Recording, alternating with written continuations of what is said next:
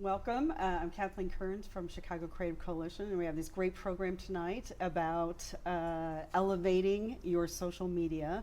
And we're in this wonderful video studio because that's actually a really good way to elevate your social media. But we're here with JD GERSHBEIN. If you're from Chicago, he's pretty famous. And then Mark Carter. Who's just as famous. Who's just as famous for If And. That's how I remember you. So then I want to go to you, JD, so you can tell us a little bit more about because I've been following you for a long time, and seen you evolve. So tell us why you are so famous. It all started for me professionally back in really in the 1990s with marketing, and at the time I saw social media, I was really meandering around in business. I wasn't really sure of what it was I was doing or what I wanted to do, or I had this vision for myself that I wanted to do something that would help businesses, and it's always been around the marketing solution. I did a lot of writing back in the day. I did a lot of media work. I do have artistic skills, and I know that we're speaking to a creative audience, so I've always appreciated the creative endeavor. I have a very tight balance between my right and left brain. In fact, I feel my left hemisphere actually spilling out into my right as we speak. And I've really let my right brain take over since going into social media. I was one of the first in the world to develop a livelihood around LinkedIn back in 2006. That's when I met you. You were doing LinkedIn. And I really watched as the medium evolved, and I was right there evolving with the medium, adapting my offerings to fit the needs of business, and moved from trying to help businesses get noticed on Google to helping them get noticed on social media. And the work I do today is deep, immersive, personal brand strategy with individuals and companies beyond what I think is the norm for personal branding. I really study the neuroscience and psychology of branding and empower my clients with the type of decision-making capability that will allow them to really convert what they do online into real-world gain.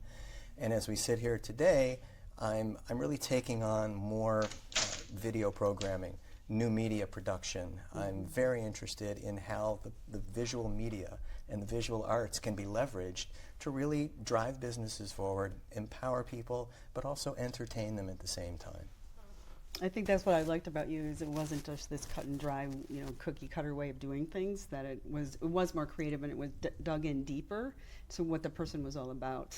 I'm reinventing myself on the fly. Yeah, and I think a lot of our members are, graphic designers, they're photographers, multimedia, and they're all now getting into different ways of how to get their word out and just have authentic messages about themselves and their businesses and what they do. I know they care deeply and they're very passionate, so the video has been, I know people have started out just by using their phone, but people are getting more sophisticated with it. Years ago, I stated in talks I was giving across North America that I envisioned a time where the busiest people in business would eventually be video producers and ghostwriters. And there's such urgency to get content out there, and I know, Mark, you'll speak to this as well. We have this expressive mode now. The stories are coming out. In fact, the ideas are flowing out of us quicker than we can contain them. And that's why there's this great pressure now to get the story out there. We're being more authentic and transparent about the way we roll in business, and video is there to truly help us elevate. Get that. How about you, Mark? Tell me more about because I have to admit, I've been watching videos of you all week to prepare for this. So I've seen some of your beginning stuff and then what you're doing now, and then where you going, where you taking it. With social media, I got started 1 year later than you, 2007, and I immediately started with engagement. I created Facebook groups. That's when Facebook groups were glorified mailing lists. You could actually send messages that would get into people's inboxes if they were in your group. And I was holding events, getting 100 plus people at each event, and people would just say, how did you get everybody in the room? And Facebook. And they said, well, forget this coaching stuff that I was doing at the time. We'll pay you if you can run events for us like this. So that got me into the events.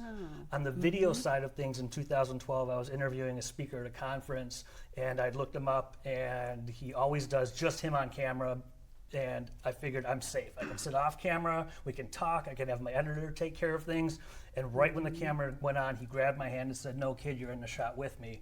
So we had to improvise an interview, go through that, and that's what really got me, hey, it's not that bad being on camera. And I can, with me, I love 90% of what I do is interview content.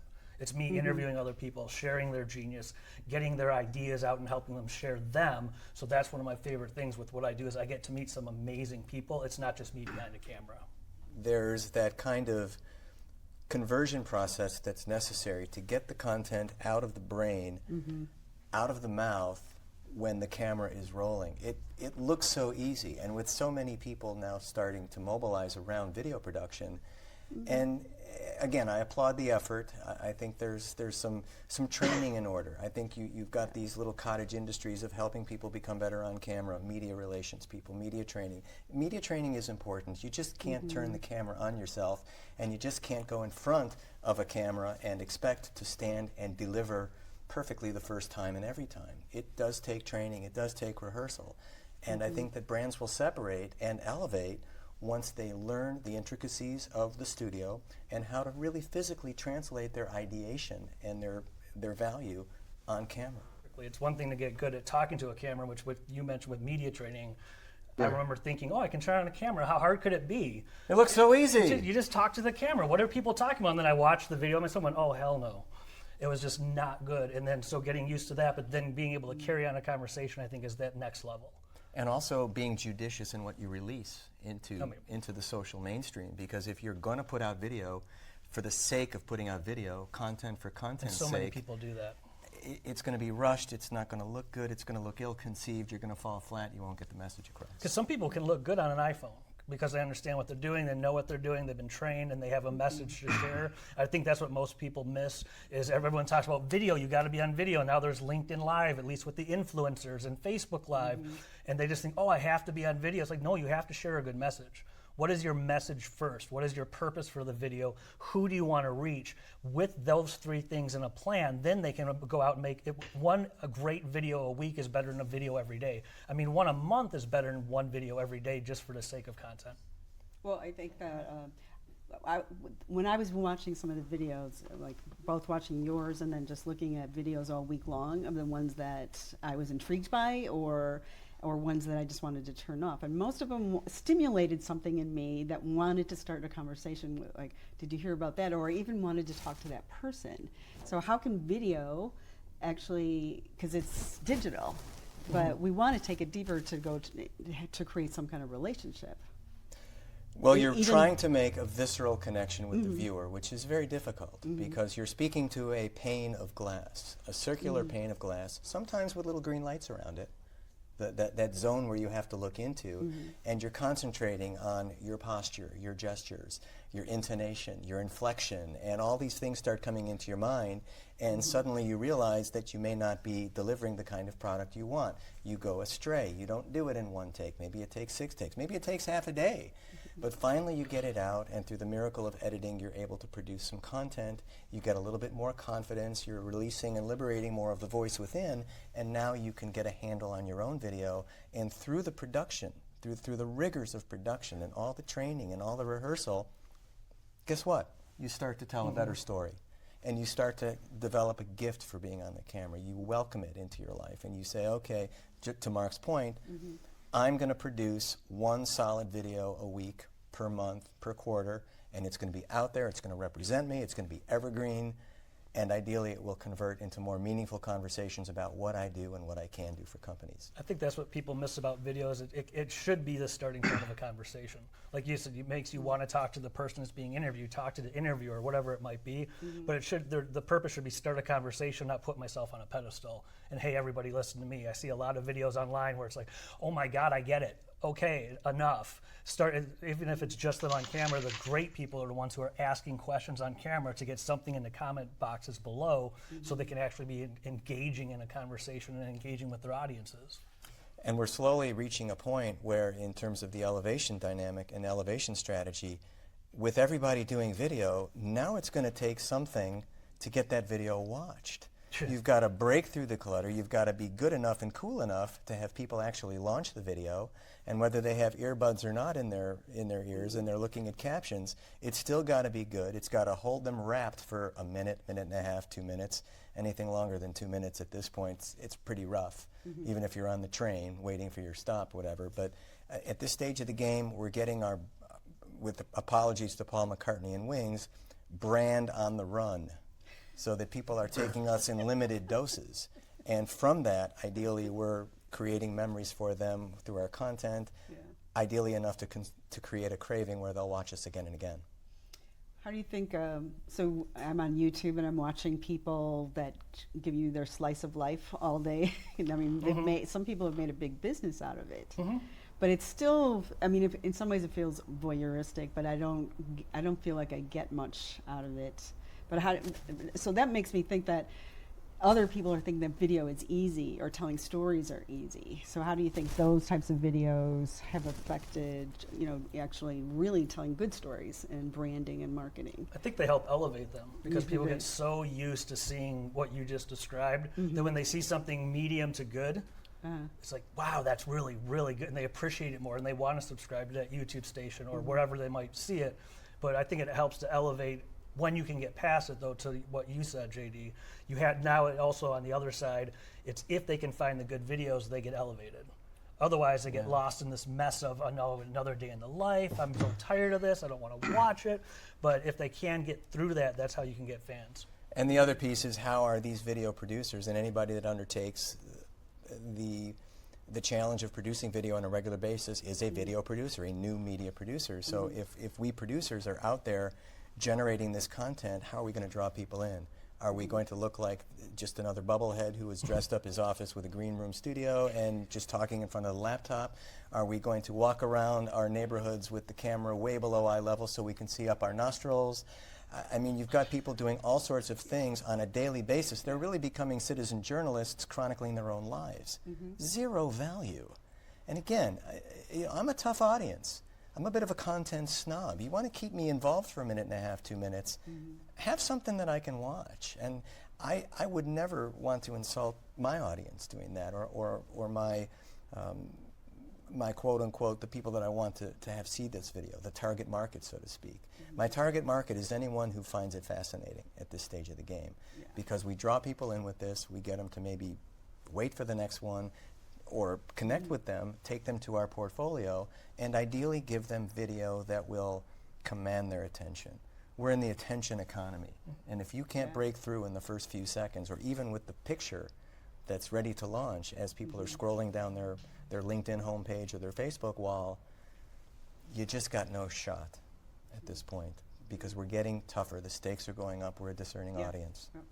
Mark, how do you do your videos, your approach to them now than when you first started?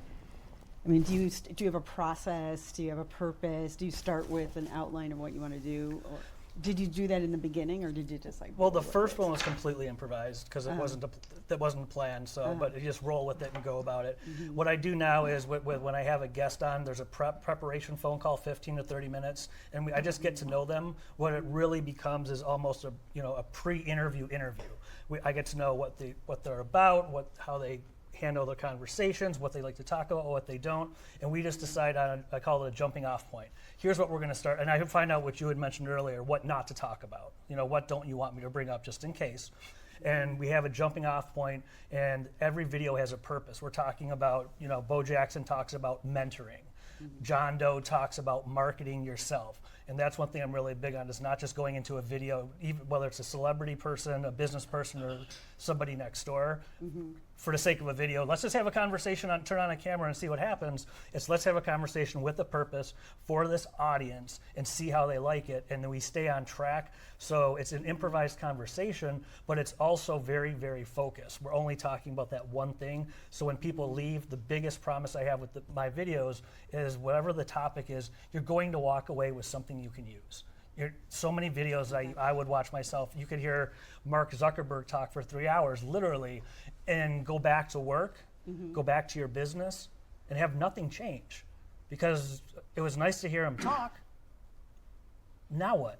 And with my videos, that's one thing I always draw out, is some kind of an action step. How about you, JD?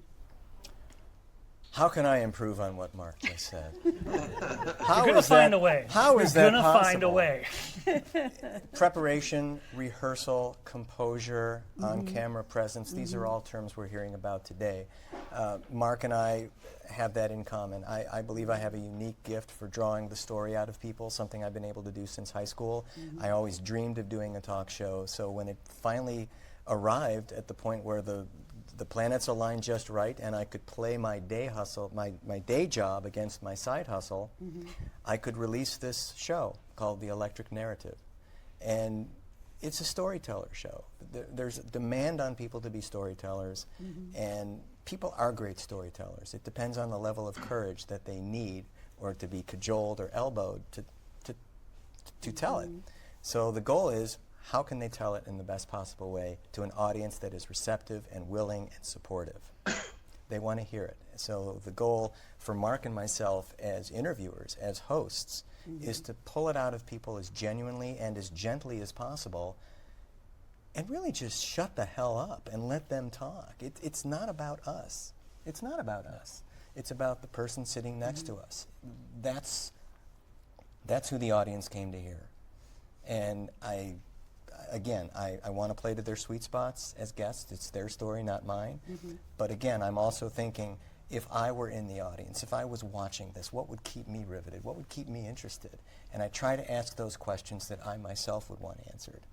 And I've always been able to do that. I have a Second City background, and the gears churn around quite freely in my mind, and I'm able to deliver these questions or these talk tracks and get people on it with me. And once you let them go, and once they get autonomy in the conversation, they'll start to tell. They'll start to talk, man. It comes out. They don't even know the camera's there.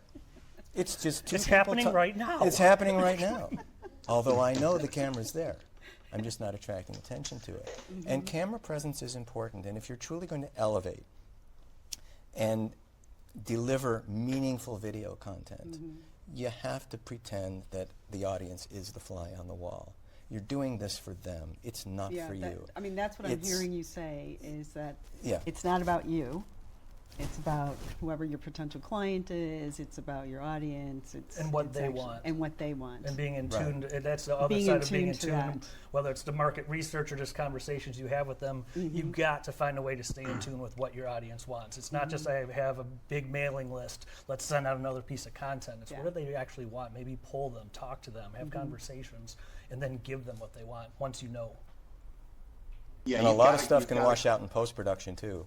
Who should not do video? Or why should you do video? This is being, okay, let's enter the second one, because who should not do video is just the names we could come up with. It's just not good. Well, again, it's E for effort, and you want to applaud them because it's a big step, man. It really is. And it's not cheap, and for people who want to do it, I mean, really want to do it, who have felt kind of truthfully alienated by what they see on social media. They don't feel that they're part of the game, and they feel that video will help them create that competitive advantage for them as they move forward. And they're right.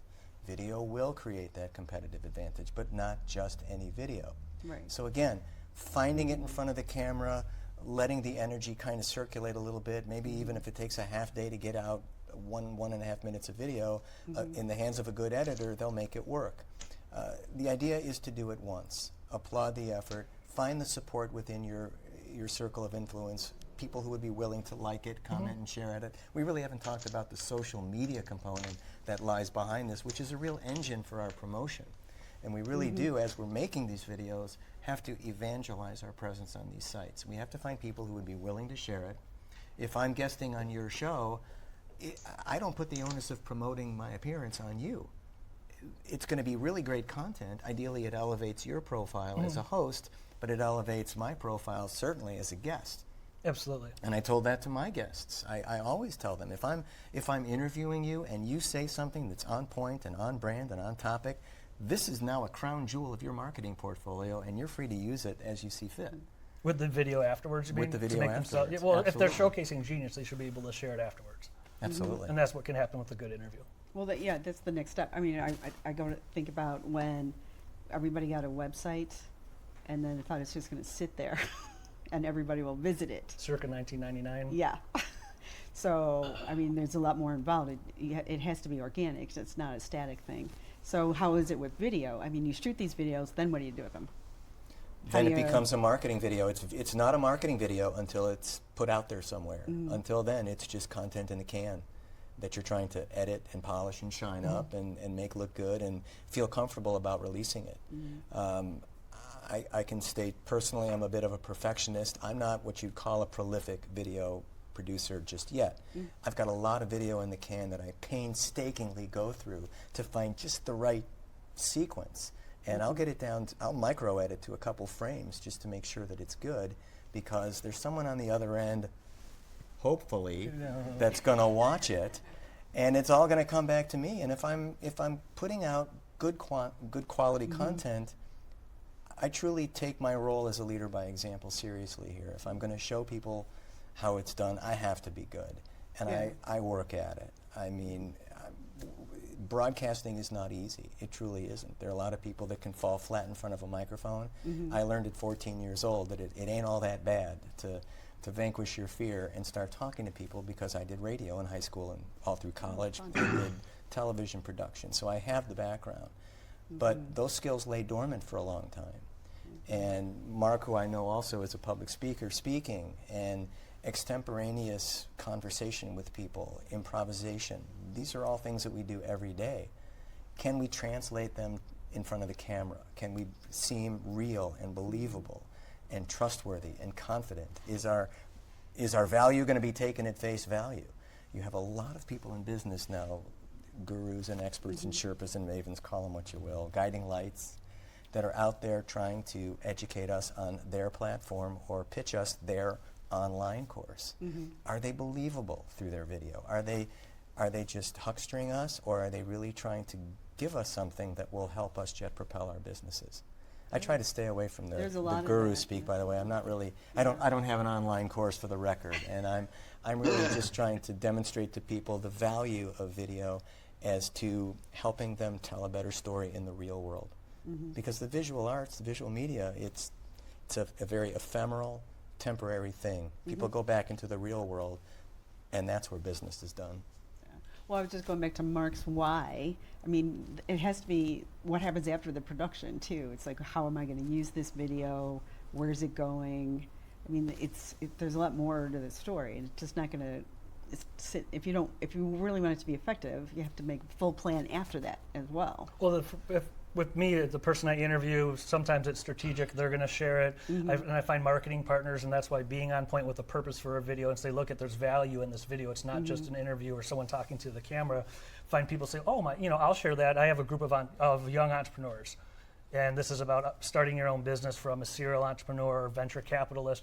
Then they'll take it, and that's what's happening now. Well, I'll share it with my audience. And it's finding the marketing partners, so you don't have to just rely on your own audience or just become a YouTuber another day in the life of. You actually provide value. And when you do that, people will support you and they'll get it out. It's not as easy as, let's go get a marketing partner and get 10,000 views. There is sometimes that 1 view, 2 view, 3, 10 views, 15 views, whatever it might be. But finding the partners and building relationships with people that will help support your video is huge. But it has to, with what we're talking about, it has to be the right kind of video, which holds it to an even higher standard. If someone else is going to share it with their audience, it better be good. It better be helpful. There better be something more to it than just two people talking into a camera. Now you do a series, I think both of you do like series of videos. It's not just like you did one video on mentoring, you're doing a whole series of videos. I do chunks. You do chunks. So is that, you found that to be better? I mean, to have like a continuing story and do multiple videos? I mean, how would someone approach, plan for that? Like, should I just do one video, 2 videos? Should I do a whole story of videos? How long, when are you going to decide when the mentoring videos are no longer relevant? It would be make good, what we already said. The answer would be I would tell a person make a good video. Once a month, like you said, once a quarter, whatever it might be. Besides that, series, at least on my end, I do series because when I do the live, and I love live video, I have to get people to a location, I have to get a videographer, I have to get everything set up. And if I'm gonna do that, I wanna do 3, 4, 5 at once. not just one at a time. The webcam interviews are a little bit easier, but it's a series of, in the last few I did mentoring, but it was in the business world, then there was mentoring in the culinary world, there was a culinary competition in Chicago, had some phenomenal people at it, and I thought this was something new, let's push the limits a little bit. What happens if I don't take a business person, but I put a chef in that seat? What happens if I don't take a business person, but I put improvisers from television in that seat and draw out their stories and see how, and it went well. And that's the reason that I'll do them in chunks, is because it's a continuous story. People that watch one video, if they like mentoring or building your business or marketing, they're much more likely to watch the next one in the series than if you just have a bunch of random videos. I'm a big fan of networking. I like to, I feel I've earned the reputation as a good connector through my events, and I like to stage my video production through events. We have a studio audience here today at ZACUTO. Want to give us a little applause to let people know you're there? Okay.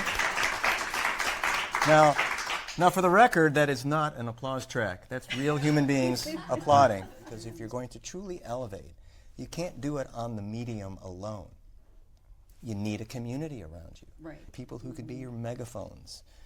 Start to create the audience. I'm literally rebuilding my audience. I don't know, Mark, you didn't have a ready-made audience. You had to get the word out as to what you were doing. But then you have to keep building it, because that's one thing that can happen is Yes. you have a dip in it, and next thing you know, your audience starts to go away because there's a shiny object or the next big show is on, whatever it might be. So that's a big part of it, is just keeping that audience, keeping them fed, or whatever it is, through podcasting. I've got into that recently, so there's a mix of videos and podcasts where people can find me with different interviews and finding the topics, and also attracting people to the topic and building your brand. I mean, that's where I build mentoring programs, so it's not accidental. It's one of the reasons I interview people about mentoring without saying, look at me, look what I do. I'm attracting people who are involved with mentoring. I'm attracting people who appreciate mentoring, and that can convert into business also without ever having to officially sell them. Right. They're just coming to see me because of mentoring. I mean, that's the kind of videos that I like. That again, it's a conversation. I think I go back to that because you're not trying to sell me something, but we're stimulating ideas, or We're trying to sell future shows. Yeah. And we elevate. Yeah. We elevate through our community. You cannot elevate on a global level unless you elevate in front of your community first, because those are the ones who will support you, and they have your back. They will ideally like and share the content. They'll contribute online, whether you post it on Facebook or whether it's on YouTube, or they'll do what you ask them to do. So how has doing video transformed your life? Can you speak for me on this? Or It makes you think about what even in regular conversations, at least after all the interviews, it makes me think about what I'm saying. And I've found myself I naturally will defer to the other person. In a conversation, the 80-20 rule is really starting to creep its way out, not just on camera, but into my life. And it's funny if you've ever been in a networking event and you talk to somebody and you do most of the talking, and I found I'll talk 10% of the time, and someone walks away and goes, he is the best conversationalist. It's like, yeah, because I let you talk 80 to 90% of the time. I know everything about me. I'm more interested in listening about you. I'd say that's one thing that's really sinking in deeper, is make it about the other person. Learn what you can from them and make it about them. I advance a concept that I like called situational branding, which is really in-the-moment branding. And there's a lot of talk about how we manifest. And I think when the camera's rolling, as it is right now, you think about yourself. You try not to be too self-conscious about it, but you think about yourself. And you measure your words carefully. You think clearly, and you realize that now you're speaking with impact. It's not just about having little conversations with people who may not become players in your business life or in your professional life, but now there's an audience out there, and you do have to cater to the audience. And regardless of how big the audience is, when the camera's on, you're a public figure, and you have the potential to be a public figure.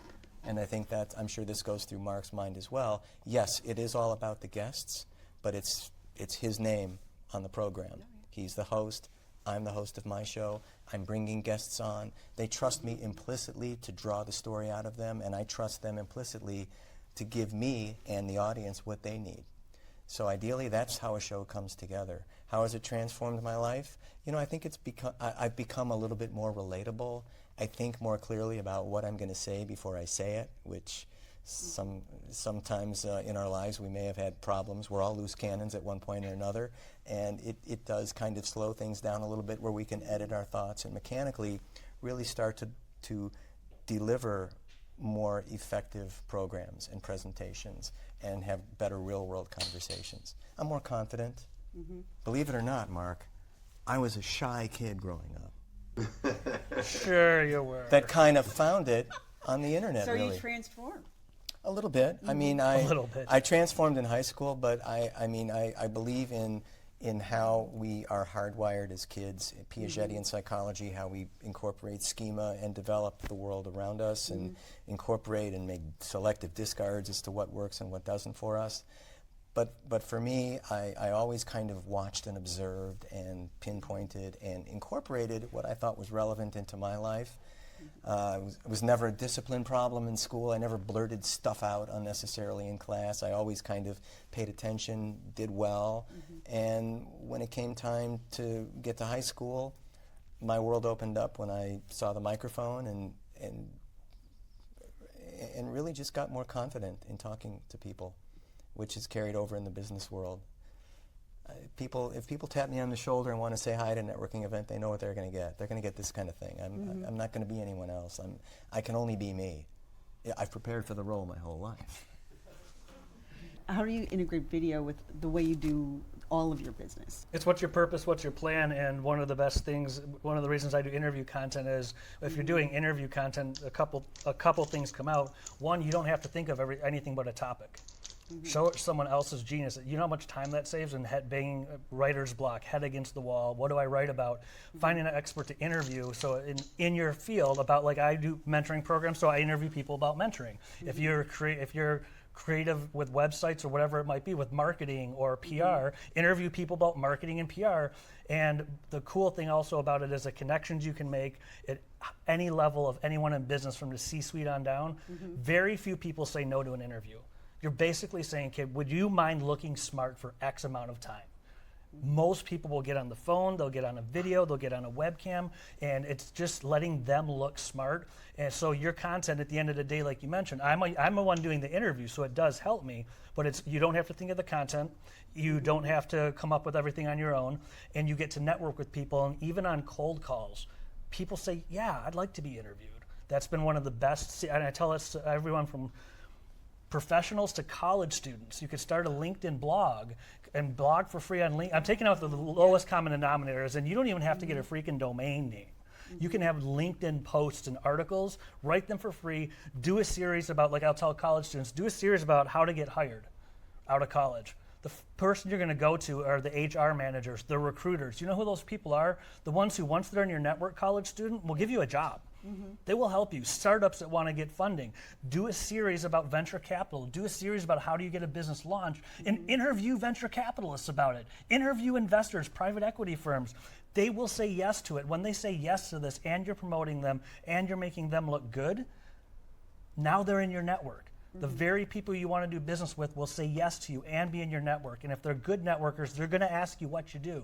And if they ask you what you do or what you're looking for, you're not selling them. That's one of the things I'm most passionate about with social media, is this whole interview content secret of blow the doors off your network and meet almost anyone you want to meet. Yeah, because we have people who create glass beads, unique beads, or we have people who perform, or website experts. So that is really cool. The other piece, if I may, and I love creatives. Have I told you lately that I love creatives? I am one. I think we should clap for that. I love creatives. I support creatives, and I'm also a pragmatic. So here's a kind of a hybrid answer. There's nothing more frustrating than someone trying to retain a graphic artist or digital animator or creative strategist, and there's no portfolio out there. And I'm always telling people to accrue visual assets. Have your portfolio moved into a video. You can take still pictures and montage them into a video.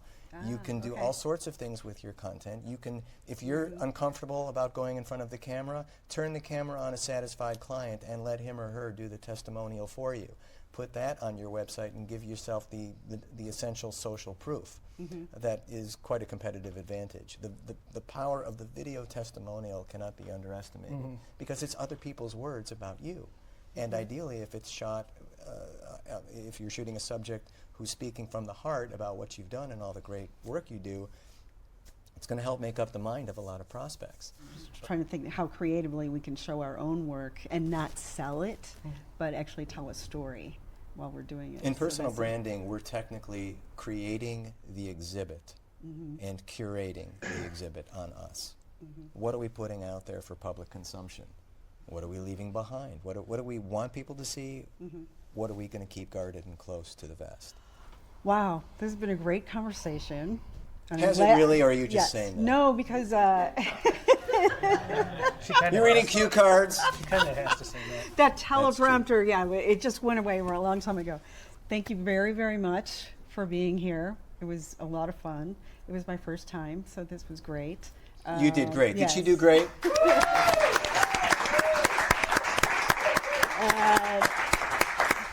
And You pulled the stories right out of us. I know.